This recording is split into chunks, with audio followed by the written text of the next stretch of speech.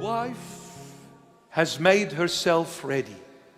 Now, why did we say, those people who said, let us be glad and rejoicing because the Lamb is getting married and his wife is being ready? Why did we say these people are the Old Testament church?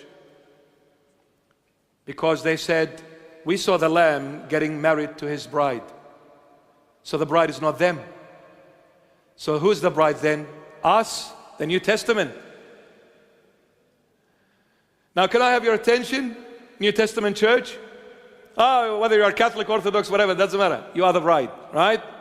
The Lord has chosen you. The Lord has purchased you with his own precious blood on the cross, on Calvary. The New Testament church is the bride. That's why the 24 elders here now are separated. In here, they're separated. They've been separated. Why? Because the Lord wants to send a very profound message to all of us, Christians of the New Testament. He says, you're my bride.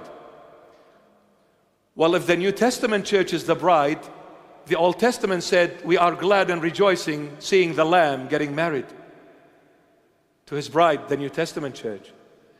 Then what is the Old Testament church? Invitees to the wedding. They've been invited. Now, the least of us all, the least of all Christians, whatever your faith is, even if it's a little tiny drop of faith, you almost lack faith, right? The biggest caliber of the Old Testament church is being invited to your wedding. Are you with me? John the Baptist, the greatest born of a woman, where the Lord himself testified about and gave him the biggest credit, the greatest born of a woman, he is invited to the wedding. And the piece of wreck, me, the sinner of all sinners, it's all about me now. John the Baptist is sitting and watching the groom getting married to the bride. They're all invited. Wow.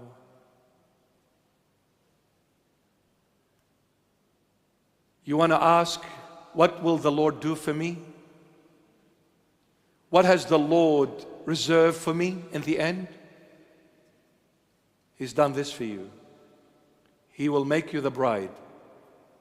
And he'll make the entire Old Testament saints, fathers, mighty warriors of the Old Testament, like our father Adam, Eve, Ezekiel, Daniel, Isaiah, Malachi, all the prophets, all the saints, all the mighty fathers of Abraham, Isaac, and Jacob, all of them. Abraham, the father of faith, read in the letter, in the epistle of St. Paul to the Hebrews, how he talks about Abraham, and he called them the warriors, the fathers of faith. All of them, when you walk in that aisle, they're all sitting. They're all invited to the wedding.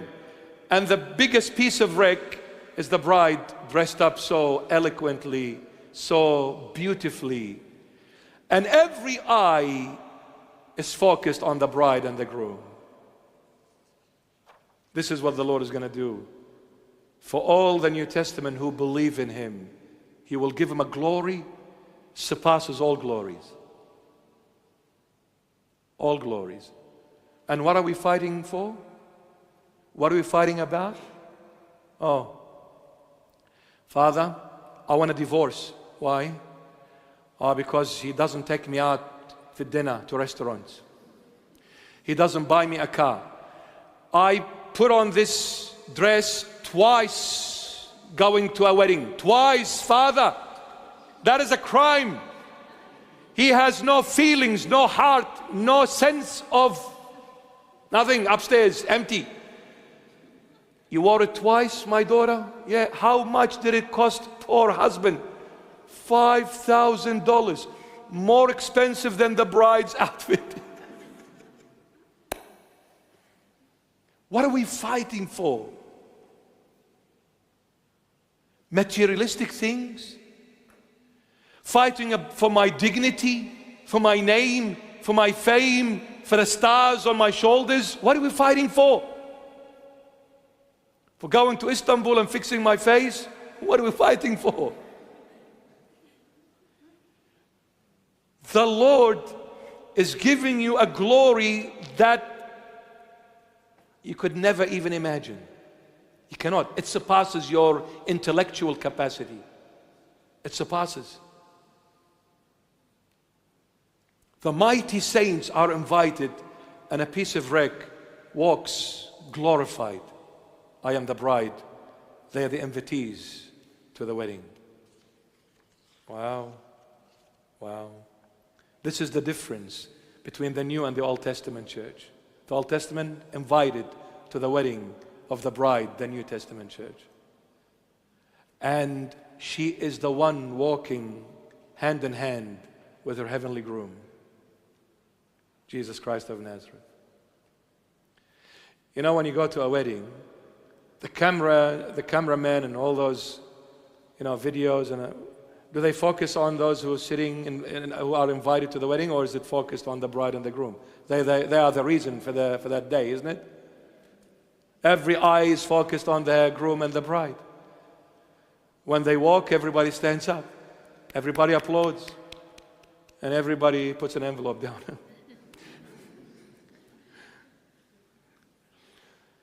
And when the time comes to cut the cake, Habib Alvi, the stage is set for the groom and the bride. What, the invited people go up on the stage and dance? No, it's only the bride and the groom dancing, and the cameras and the video going around them, 100 million zillion photos, and snapshots here and snapshot there, and Instagram and Facebook, all about the bride and the groom. For the moment has come. I have been dying. I've had enough of this sick world.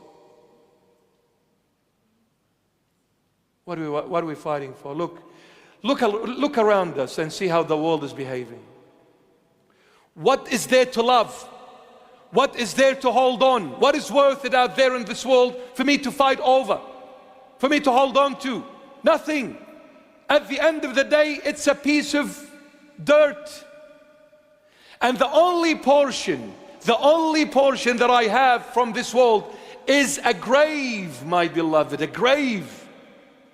That's the only portion. Nothing is mine, and nothing will ever be mine. Stop fighting over materialistic things. Stop fighting over worldly matters. Let go. Let go. This person is against me and that person against me. God bless them. None of my business. I love them. It matters not whether you love me or hate me. It matters not. I'm not here for you, and you should not be here for me. All of us should be here for the one and only, the crown of glory, Jesus Christ of Nazareth. We should be for Him. We should be for Him. Amen. So, remember this, you are the bride, and everyone else is invited to your wedding. But remember, this kind of a wedding is holy. Don't think earthly. You naughty boys out there, huh? I know you. Don't think earthly. Come out of this mud and filth of the world. Come out of physical, materialistic way of thinking. It's ugly. Brother, stop sticking your head in the mud.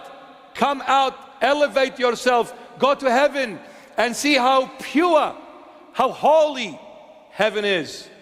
So this marriage, this wedding is heavenly, my dear friend. Heavenly.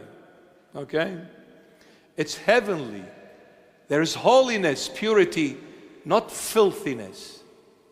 It's heavenly. When you see Christ, then let me see what you're going to say about your filthy way of thinking. When you see Christ, you'll understand what holiness is all about, what purity is all about, what innocence is all about, what mightiness, awesomeness, and glory is all about.